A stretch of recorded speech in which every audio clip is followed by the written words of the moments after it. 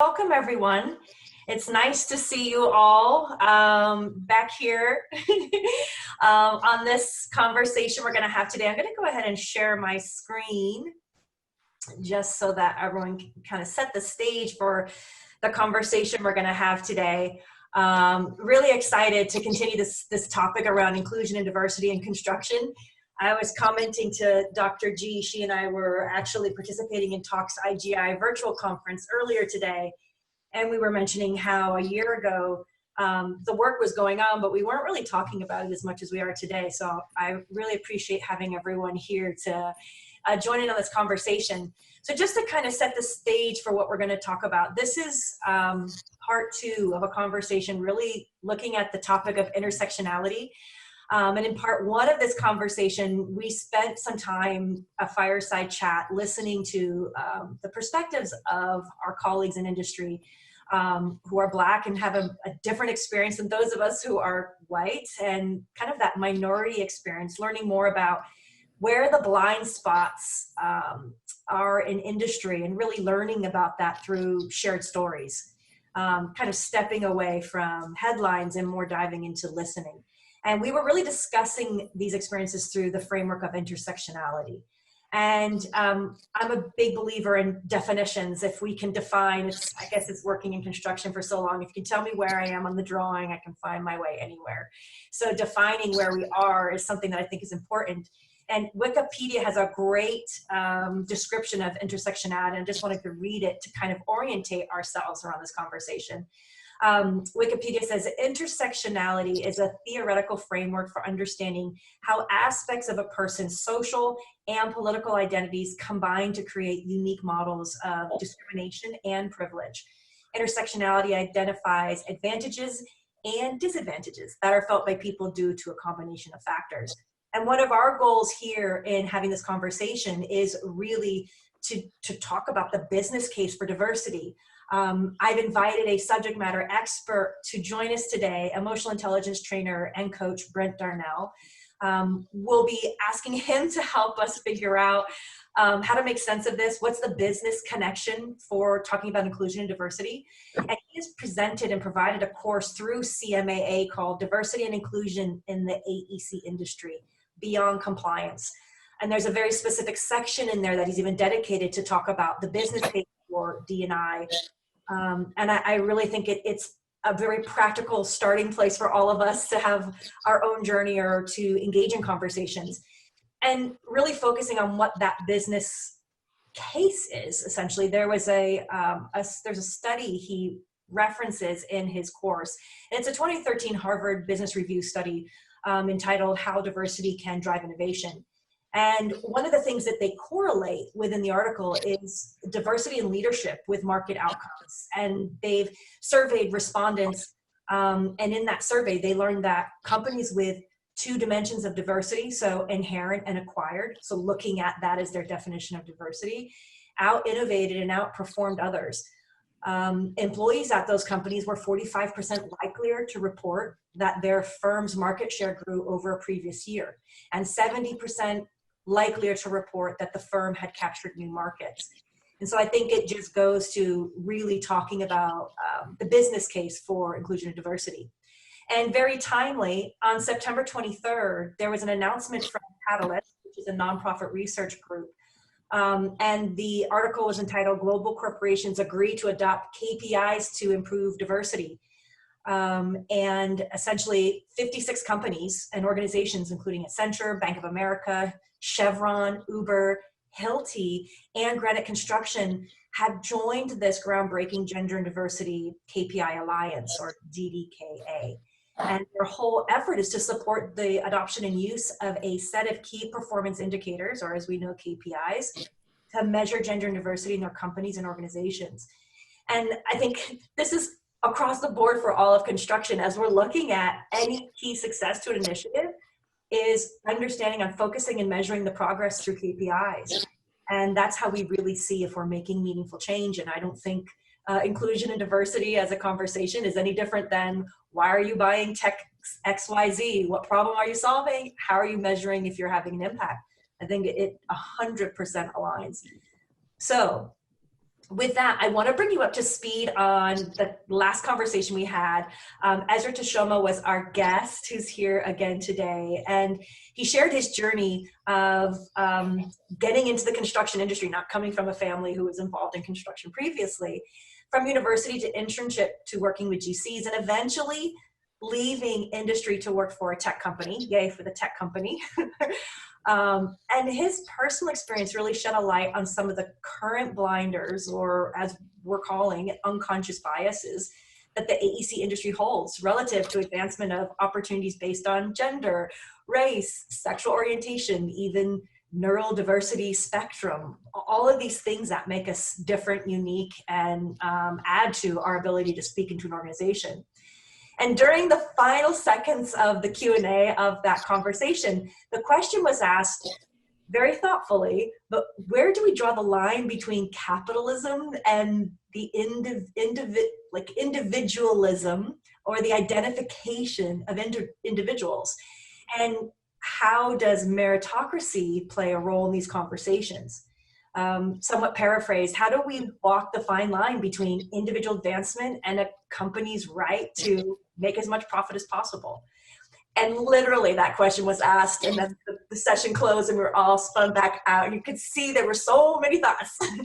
So we decided we couldn't just leave that as the cliffhanger. So we really wanted to have a conversation around how to strike a balance between the responsibility of individuals and minorities to advocate on behalf of themselves, you know, women included. Rebecca and I have had many conversations about this. And the recognition of unconscious bias living within the culture of construction. And plainly said, the notion that the keys to advancement rely on advocating for yourself, working hard, it's not false. But what we're finding is it really doesn't tell the whole story, especially from the perspective of those who are the minority. And we kind of left ourselves with the question of how do we fix this? So I want to go through and be able to introduce our panelists who will be here today. But before I introduce you to all of our panelists, I want to give a quick introduction for Brent to, based on his years of experience kind of working in this field. I wanted to give him a few minutes just to express, and I want to make sure, Brent, I'm going to make sure I can see you. Yes, I see you. Good. Okay, make sure you're here. I wanted to give you just a few moments to kind of talk about this very multi-dimensional topic to set the stage for the conversation we're going to have. Well, it is a multi-dimensional topic. We're getting into social norms. We're getting into business culture, industry culture. I mean, there's a lot of things going on here, but I think we got to really drive the point about it being the business case, because just from a strictly workforce development point of view, which we're suffering, you know, trying to find really good people, and look at just the women and people of color in this group right now that are finding limitations in their ability to move up and to be the movers and shakers and leaders in their companies. That's where we're really falling down, because we're not allowing them opportunities to be able to make those advancements, and we're not providing mentors in those higher positions that will, you know, they can see, hey, I can get there, and also maybe some mentorship on how to get there. So and study after study after study shows that, you know, diversity really speaks to innovation. And if you're not innovating right now, you're in big trouble, by the way. This is the time to pivot and to look at everything you're doing. And if two people are thinking exactly the same, then one is redundant, right? So we need all these different points of view that women and minorities, people of color, that they afford and that they can contribute. But it's about creating that culture. And then it's, you know, you have to decide, is this culture the right culture for me? And maybe it's not.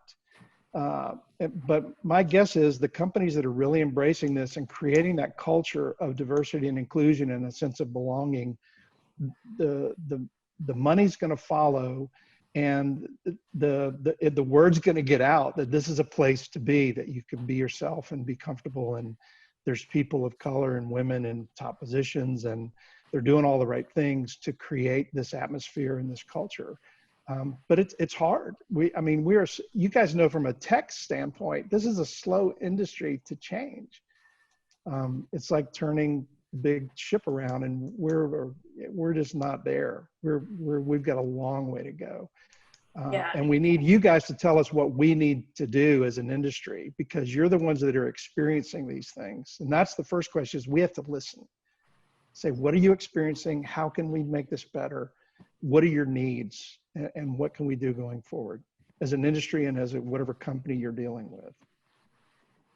And a lot of, I know Dr. G can speak to this as well, but a lot of leaders in the industry are starting with listening sessions. The leaders within Flatiron Construction started off that way, creating space to just hear the experiences of those individuals. I know Procore did the same thing. Tui Quartamantra, CEO, that was his first course of action, is tell me what you're experiencing within our four walls. What is your experience like? And does it align with the intention I had as a founder with what your experience is? And that's a valuable point of reference. It doesn't mean you have to have all the answers. It means you can really listen to be informed, to understand what that perspective is, in order to then gain some empathy and know how to take action. And they really should follow in that order: listening, gaining empathy, and then devising an action plan.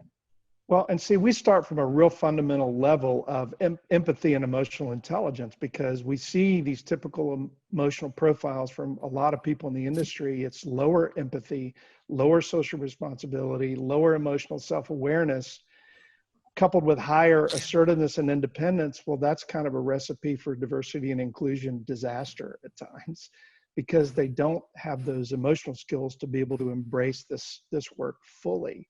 So we really have to start at that fundamental level, I think, and teach people basics of things like empathy and their own self-awareness first. Yeah. Yes, agreed. And so on that note, I think we'll say that these are and can be uncomfortable conversations. And it's been a journey to get comfortable with being uncomfortable. And I can say that as a Caucasian white woman, that there's always this desire to be empathetic and to be understanding, but being uncomfortable and saying, hey, I'm really not sure what I'm doing, that may be driving microaggressions, that may be showing where my biases lie, but I'm really interested to hear and understand. So kind of setting that stage, I really excited to introduce these panelists to you, and thank them in advance for showing up and presenting your experiences on a few stories. So Ezra Teshome, Brittanie Campbell-Turner, Marcus Turner, and Dr. Giovanna Brasfield, including with Brent Darnell, will be our panelists today. The one thing I want to keep in mind as we're having this conversation is looking at our panelists across, most were in construction at one point and not all are now today. So as we think about retaining talent, this is an important conversation to have around how are we retaining talent within this industry. So Ezra, I want to start off with you, because it was your story and your experience last time that you shared where that cliffhanger question was asked. And so I kind of wanted to start off with you and ask the question is, are we talking about unconscious bias, systemic racism, or both? I would say it's both. In the story that I'm about to talk about. Do you want me to just start? Yeah, please. Good. All right. Okay, cool. So talk about, do you want me to just start? Yeah, please. Good. All right. Okay, cool. So there was a season while I was working in the industry where one of the executives was really impressed in how well I was working with the team, and our client was really impressed in how much work we were able to get done as a team. And there was just a lot of praise going around and good things were happening on the project. And our general manager started having conversations with me once every few months about what a promotion was going to look like for me. And after promising, he'd say like, hey, 3 months from now, we're going to be moving you to a new project. We'll give you a promotion by then and all this stuff. And then the 3 months would pass and nothing would happen. And then another 3 months would pass and then nothing would happen. So after about a year of kind of just being tugged along, I decided to start looking at other opportunities. And then another company gave me a really good offer. It was a lateral movement in order for me to go work with this new company, but they'd convinced me that they would give me a review within the first 6 months to kind of evaluate where I'm at and see if I'm going to be eligible for the next title, the higher role. And so I thought that'd be a good idea, a good career move for me to lead the company that I was already at and have tenure with. So I made that move, feeling that I was kind of undervalued, definitely underpaid in my previous company. I had conversations with folks who were on my team, who were my white male counterparts, who were making a significant amount more than I was.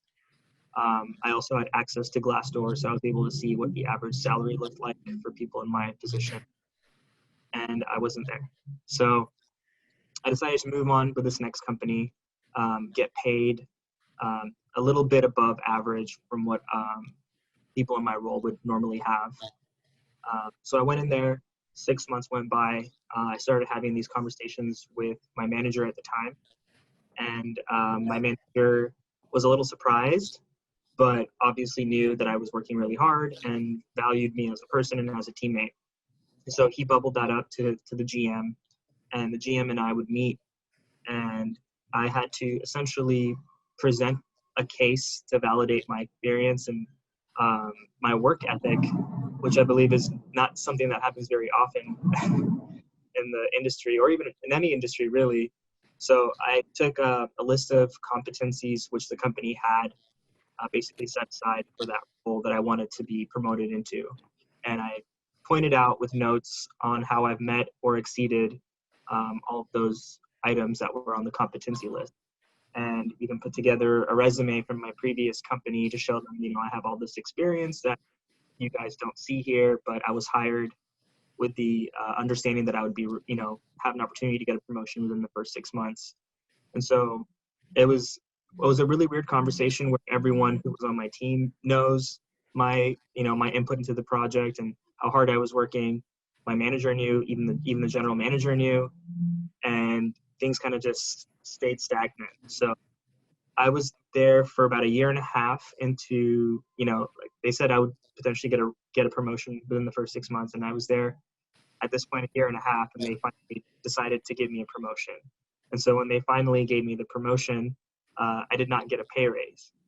So it was kind of just like this really weird situation where they were all trying to justify that this was normal and okay, but obviously it wasn't. So it's just a lot of weird situations where I felt like I was being discriminated against and it wasn't obvious, right? Because if it was obvious, they would be in trouble by the law. And we talked about this idea of the notion of meritocracy, meaning based on the merit of your work, that's where the recognition comes from. And I feel like when you're advocating on behalf of yourself, that is your hope, assumption. That's the framework that, there's a way to approach this from. Was there any point in time in that experience where that reality or the idea of meritocracy was something that you had kind of grounded your argument in? Yeah. I was under the impression that I could just put together this list, right? Show them that, yes, I've, coordinated this type of work. I've scheduled this. I've had these types of conversations with these people. I've trained these people. Like making this list of competencies and experience would, show them and remind them that I am worthy of promotion. And even when I had prepared that and they agreed with it, it still took them a very long time to actually give me a promotion. And even that promotion wasn't even, to me, wasn't a real promotion because I wasn't even financially compensated as I should have been. Yeah. I'm going to stop sharing our screen now so we can see everybody, because I think this really is about sharing stories and understanding perspectives. And one of the things I think is super important as leaders are listening is just because you belong to one group or category of a minority group doesn't mean you all think the same. You all have the same experience. And so really listening should be understanding the shared experience in order to have a really good idea or picture of what that reality looks like. So Ezra, thank you for carrying on from last time, sharing your story with us to kind of be able to respond to this and share your experience here. Brittanie, I want to go to you next, if I could. And one of the things that many conversations we've had, and you've been very generous with your time to share some of your experience around bringing your authentic self to the work environment. And as a Black woman in construction, we were even talking about the alpha female way of showing up within construction and your journey, some of which has been with Brent and his work. Talk to us a little bit about the idea of taming your authentic self versus intersectionality. What is your story around that? Yeah, and I think we touched on this story a little bit last time as well. I should say a couple times ago. You know, one scenario that I'll bring up again is, you know, I come with an engineering background. I mean, my connection to CPC is I love innovation, right? Like everybody here understands that, right? That's the trajectory of the conversation that we're having here. And in every instance, you want to put something forth to improve processes, improve data utilization, improve communication. And that's what after being in a new entry role, I wanted to put forth a suggestion and make some changes to help our contractors, working as owner's rep, help our contractors submit documentation in a cleaner, more accurate format for my job to be easier, but in addition for their jobs to be easier so that it could be reviewed way faster and everybody's just happier at the end of the day. I presented this idea alongside my manager at the time, working at the same company, to my client, a white male, and actually the lead of the PMO, which is a Black male, and both of them sitting on the other side of the table didn't even allow me to finish my introduction or what we were going to talk about. They started with the interruptions from there. And it was a continuous conversation with interruption after interruption about why do you think that this is something that we could even adopt here, just on and on and on. And at the end of the conversation, which was really hard hitting, the client said, because we were on a contract, that they said, think about who's going to come after you and what's actually going to, what's their experience going to be like once you put this in place. And that's exactly what I was talking about. I wanted the experience to be better for everyone, but they weren't getting it. They didn't even allow that conversation to happen. And it's almost as if they didn't want me to be there.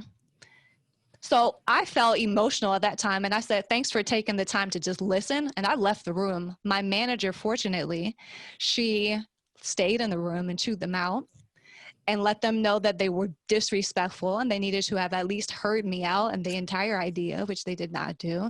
But I knew at that time that this was not going to be the last instance where an innovative idea that I was putting forth was going to be shut down. Now, I can't say that that was discrimination specifically because I'm a woman, or if I was young at the time. I'm still young, but you know, I can't say that it's because I'm Black.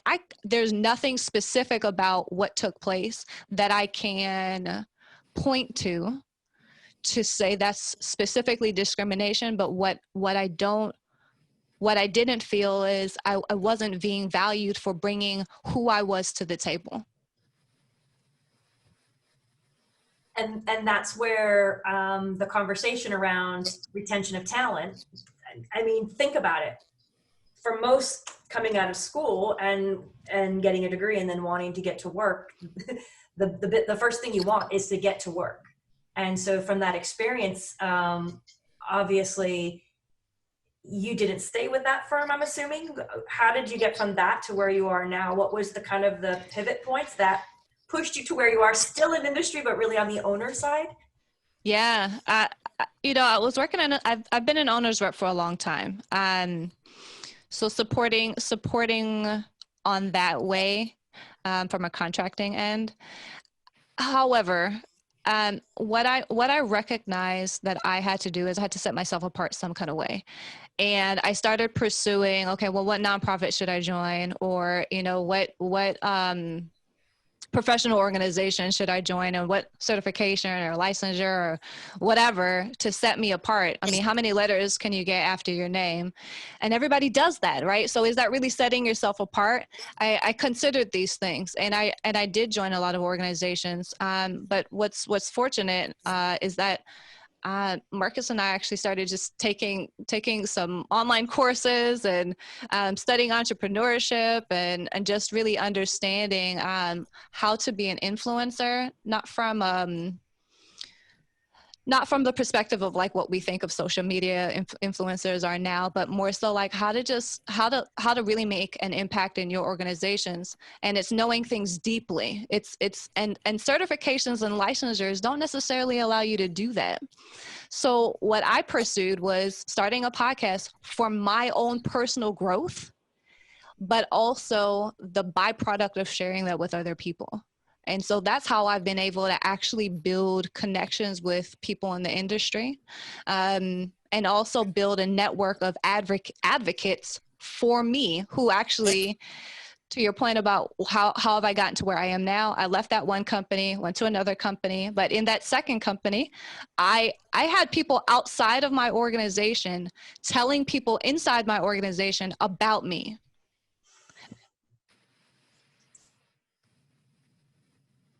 Oh, I think we may have just lost your audio there, but it actually was, your point was made, which is sometimes your value is seen outside the four walls that you're in, and not within the four walls, which is exactly why we're talking about this, because we want to create the space in which we can retain that talent. Thank you, Brittanie. I do want to move on to your husband, Marcus, who's also here joining us. I'd love that the two of you could have share your perspectives. And Marcus, I really wanted to, again, a little bit about that journey of what took you from, I believe you're working with a nuclear power, into your own entrepreneurial adventures, but really talk about how diversity has impacted business in this digital age. Well, one thing I noticed from this working in the nuclear power plant was actually, I thought about this a little longer and I said, I forgot the whole reason why I left, but I realized that the frustration is still the same when I actually went into working for myself, when I learned one of the things that I learned was, the conversations right now is about value, right? So a lot of the people who have spoken so far have talked about how they didn't feel valued. On my end, it was what happens when there's an infraction. So for me even leaving nuclear power was basically, I went in there, I was there for like 2 years. The first year I tried to do as much as I could to try to get involved in organizations. And then one of my goals was to be a senior nuclear reactor operator, to understand all the things as far as the nuclear plant. It was really, I was really like excited to be able to do that. So I made relationships with people who were in the corporate space and in other spaces within the nuclear power plant. However, the second year or the following year, for me, I was participating in a presentation where it was pretty, it was a monotone experience. We went to we walked through the plant. It was my first time really walking through this site and this plant. What I didn't realize, I have asthma, so I didn't know how much humidity was actually going to play a toll on me. So when we went in and so they did a talk and a presentation, and during that presentation, I was literally dozing off and not being able to be alert. So what ended up happening for that I did notice that other people were in the same situation I was, like, because the person, sometimes when you give presentations, you just kind of speak about what the presentation is, but not engage the audience. So some people just, lack of following attention. But from that, what ended up happening for me was HR came to actually speak with me and actually sent me home that day. And when I was like, oh, okay, I got sent home, they're like, we'll call you when we're ready to talk. So I was actually at home for 2 days, and then I had to come back to the plant like it was, and then I had to have another conversation with HR. So, but during that time, I had enough rapport with my, I would say, white counterparts to understand that that other people who were falling asleep or not necessarily as alert, they were not necessarily they weren't treated the same. They were able to just go do what they needed to do. And they said, yo, this didn't happen to me at all. My manager was really upset about it. But for me, that kind of let me know that, like, if I wanted to grow, this is not the place. So I just left and went into the digital space and the digital world, working with photography and photographs and things like that. But the same thing, what I've learned there is, like, it's not too much different. The only difference is I felt like if working for an organization, you have the safety of having a paycheck sometimes and the security of having a paycheck. But when I went into the digital world and working with digital photography, I knew other, I would say, white male photographers, and that were going for the same jobs, trying to get the same type of work and things like that. One thing that actually really opened up my eyes at how far African Americans have to struggle within the digital space is that during the time when the Me Too movement was going on, and a lot of photographers and a lot of other, obviously, executives were getting exposed for some of the things that they were doing, they were still getting jobs, and they weren't necessarily looking at minority men to be able to get the jobs. I would get messages from other minority photographers talking about, hey, we thank you for representing us, because every time I show my work, they don't see a represent, like they don't respect me. But at the same time, like, I was still struggling to be able to get the same jobs, and this person has a whole allegation against him, but he's still able to get as much work as he wants. I didn't understand that, and I was really frustrated. But for me, looking back at that and looking at those two experiences, I was like, okay, so I just understood that as African Americans, we have a long way to go to be able to look at as equal as far as quality of work, or just equal as far as being able to look at us and say, hey, we are valued. So. And I think that's the whole point of having conversations around it, because there's also the ability for you to continue to reflect. This is your day to day. You're showing up, doing the work, figuring out what pivots are next. But even in this shared space, you get the chance to have a chance to sit back and actually reflect on, how did that impact you? How does that impact your choices today and the work you choose to do? So I'm really glad, Marcus, that you actually had some time to think a little bit more on it and came to share that story with us. Thank you so much. It's our loss, the industry's loss. Dr. G, I'd love to turn it over to you now to really touch on two things. One is a little bit about your personal experience in this reality of entering into the industry, or even prior to, and how that shaped the way that you're doing the work you're doing now. Well, I think Marcus hit it dead on, which is that reflection, looking back and thinking about how we have to pivot and change.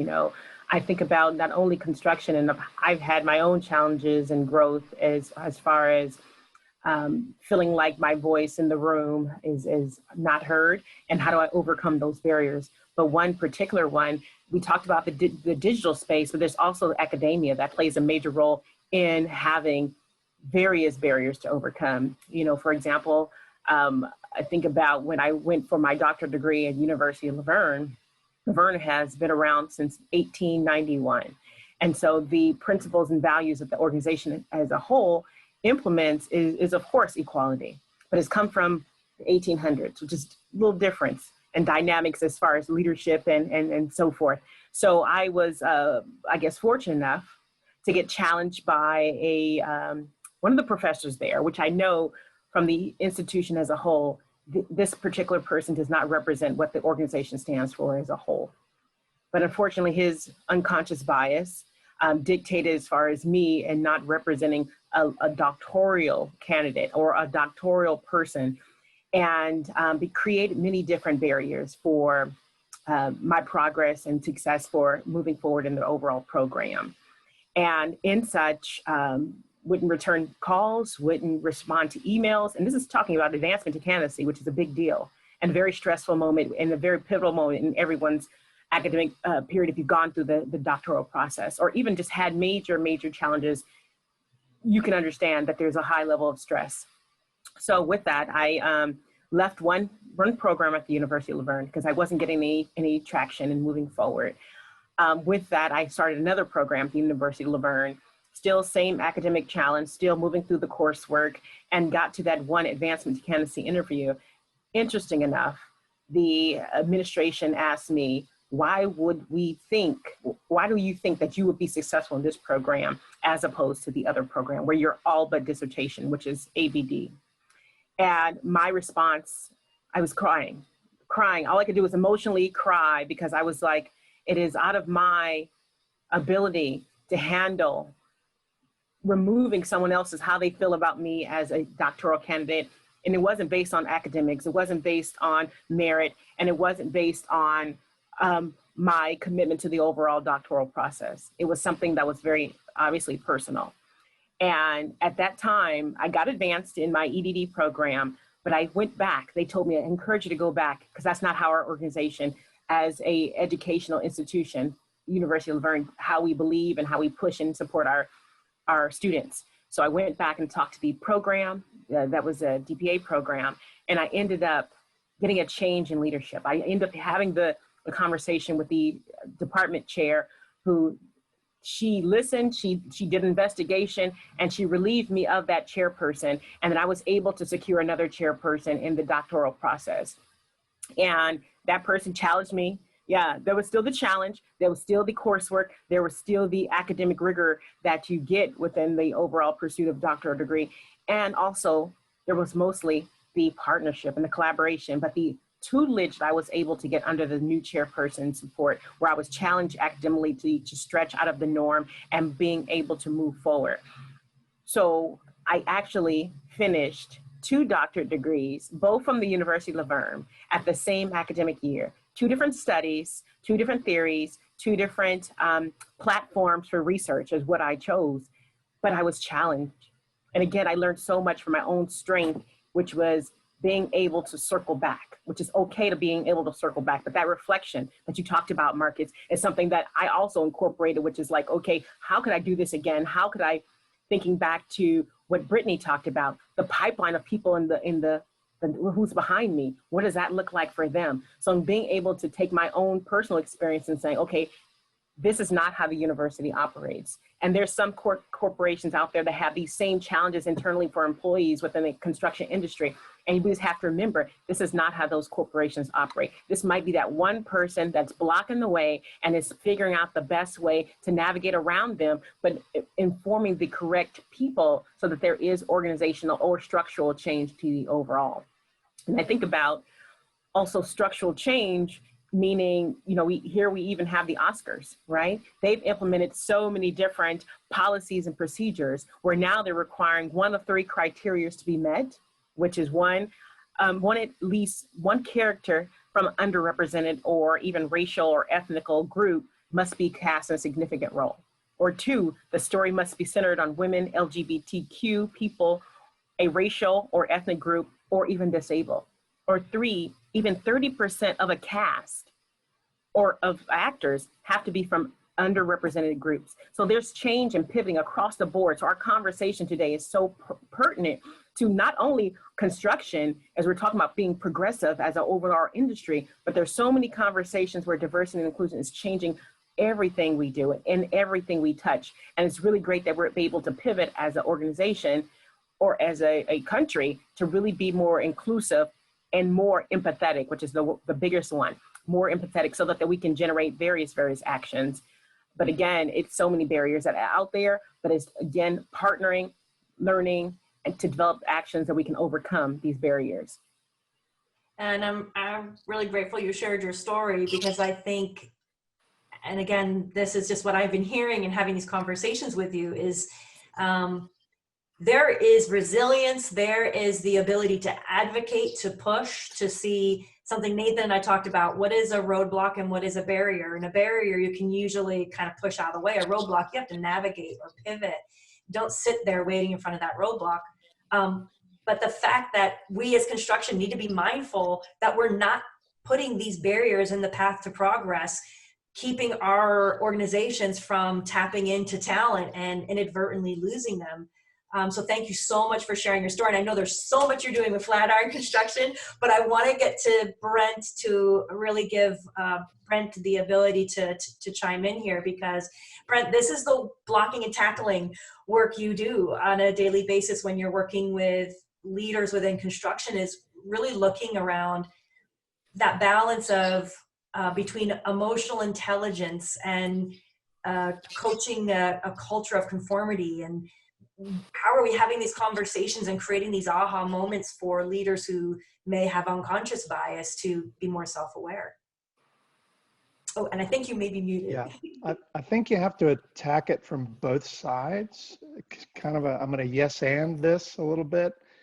We have to teach the top leaders, and we have to teach the industry and the individual companies about unconscious bias. And, you know, that whole meritocracy is a great notion. It's a great idea, but it's really hard to execute, because a lot of what makes you good in this industry is very intangible things. It's not like sales where you sell so many things and the people that sell more are better salesmen. There's a lot of subjectivity to what merit is. So those subjectivities are subject to bias. And that's where I think we're falling down on the job. So it's about making people aware of those biases.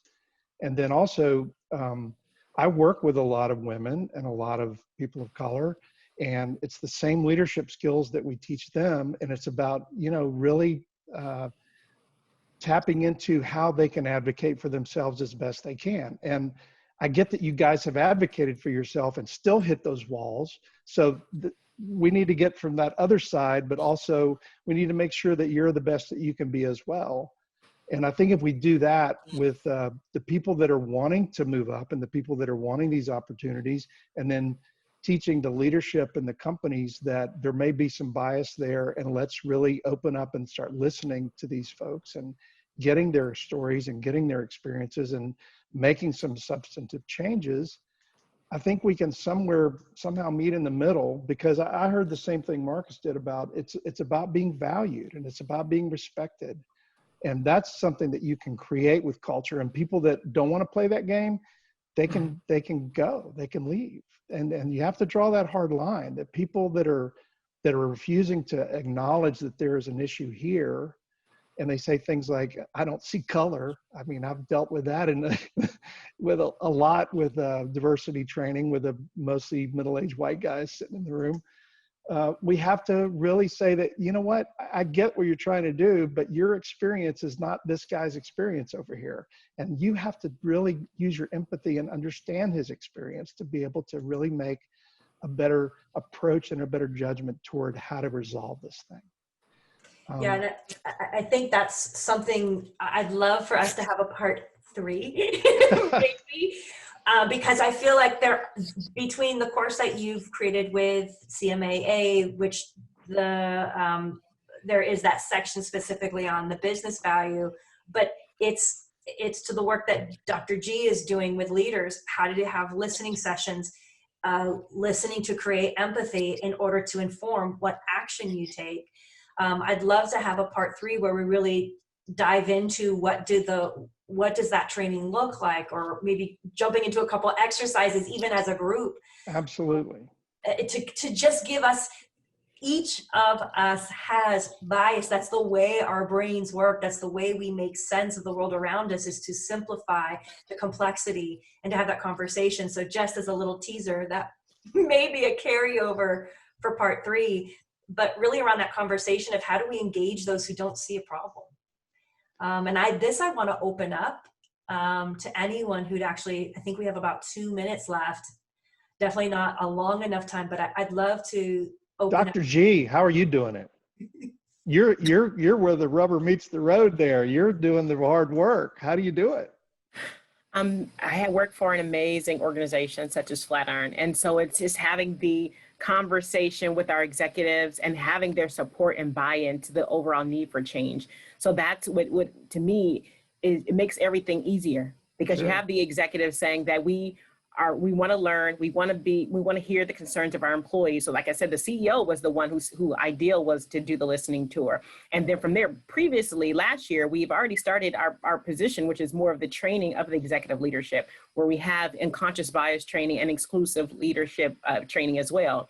And it is our leadership conference at the beginning of the year, interesting, before everything what was happening in our communities and everything was the injustice and so forth, we were at that conversation talking about what does it look like with our leaders. So that was in our February meeting. And so I'm excited that the time is now, and they've green lighted, which I mean gave us the approval to have more inclusion conversations with various different groups, where we have platform for 4 pillars, and our employees are the ones leading the change. So now we have the buy-in at the top, we have the employees spearheading how they want this to evolve, and now everyone's listening and everyone's excited about how we're evolving. So it's internal as well as external. You'll be seeing more in the future about how we're pivoting. And I'm super excited to work with that team. Well, for next time, I've got tons of exercises, really easy to execute. I'd be happy to share as many of those as we have time for on our next call. Great idea. I think that's a great idea.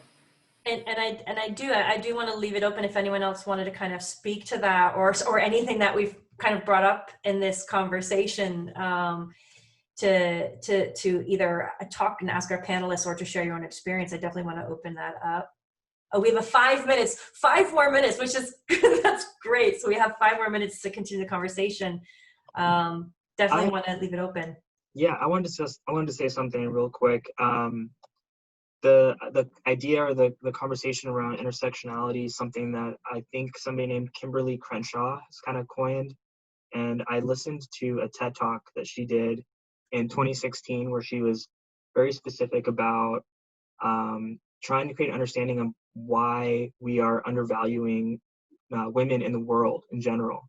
Specifically, she was diving deep into police brutality, and she was listing off on all these names of people who were shot by the police, and a lot of those names a lot of people are familiar with were all names of Black men. And then she listed off a whole list of Black women, and none of them, nobody recognized those names. And she goes on to tell more of these stories about how societally, even the media is not covering stories about this, and it's because of how we value different people, different types of people. And I think this conversation is something that is already happening outside of the workplace. I talk about stuff like that with my friends, not just my Black friends, people from everywhere all over the world. I'm having this conversation with my friends who live in Germany right now. And so I think bringing those conversations into the workspace is very important for empathy, for creating empathy, and reminding us of the value of people. Yeah, I'm in my realms of being an active engager in social media, specifically in the industry.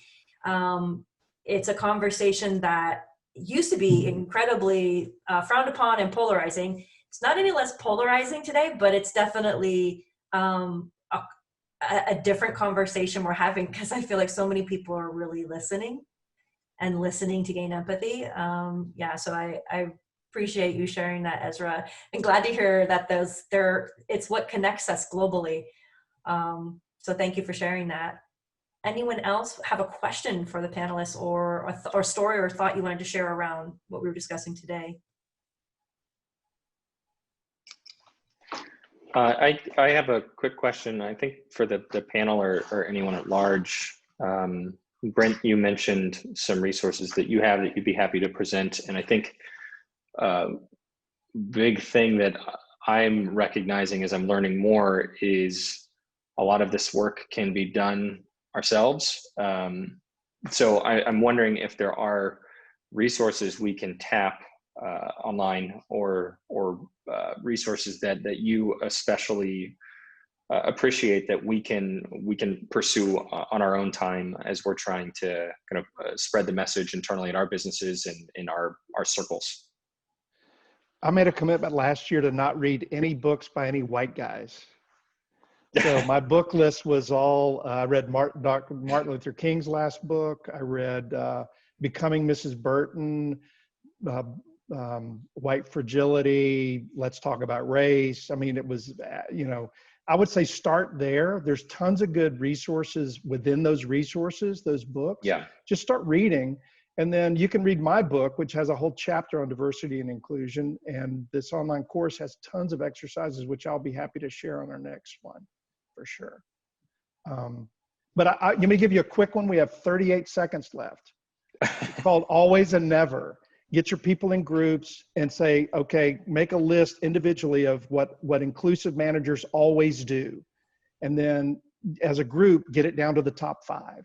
And then say, okay, now individually make a list of what inclusive managers never do.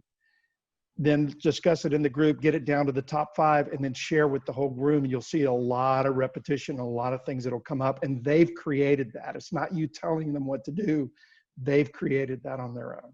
So there's one right there. That's great. Thanks, Brent. See you guys. Breakout room. Gotta love when you just get booted out. Yeah, there we go. Now we're all back. Do we gotta love it? Is that a requirement? I don't know. Like in mid-sentence and you're gone. Yeah. So this conversation was a natural outcropping of the conversation we had last week, which was really looking at the topic of intersectionality, and we were taking a listening approach. So we had a fireside chat, and that fireside chat was with Ezra Teshome, and kind of hearing his experience coming into the construction industry. And as we were closing out that session last time, the question was very thoughtfully asked: how do we balance the individual representation versus capitalism and the company's need to drive revenue? And we felt like that was something that should be uncovered and should be discussed a little bit further. So we carried this conversation over and talked to meritocracy, the idea of meritocracy, the reality of what that experience is. And we decided we wanted to learn more and continue to listen.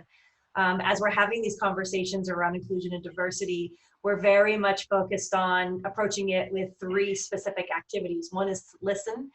Second is listening to really build empathy. And the third is then listening to know how to take action. And so with that in mind, we had Ezra Teshome, Brittanie Campbell-Turner, Marcus Turner, married couple, I'm so glad they joined, Dr. Giovanna Brasfield, and Brent Darnell as kind of our panel to share experiences and then really dive into how do we balance these 2 ideas. And we asked the questions around, is it unconscious bias? Is it systemic racism? Is it both? How do you tame your authentic self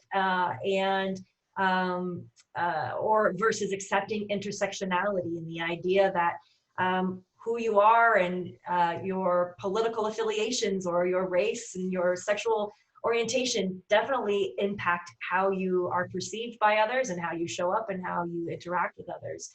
And then finally, how do we create these aha moments, having some very uncomfortable conversations around these topics and get very comfortable getting uncomfortable? Interesting to know, of those who we were listening to, the majority have either left construction or have moved on. Dr. G being still working for Flatiron Construction, and Brittanie working on the owner representation side.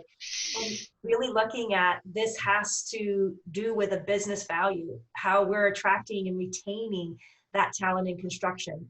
And so we decided with our conversation, which went very well, just learning and listening and understanding the perspective of our fellow Black colleagues in industry, that next week, just as a teaser, we may dive into being able to actually go through some exercises, talking about unconscious bias, and figuring out how we all can take responsibility to either be advocates for those who are minorities, or continue to push forward and include or create a more inclusive industry that attracts the younger generation to want to choose construction as the employer of choice.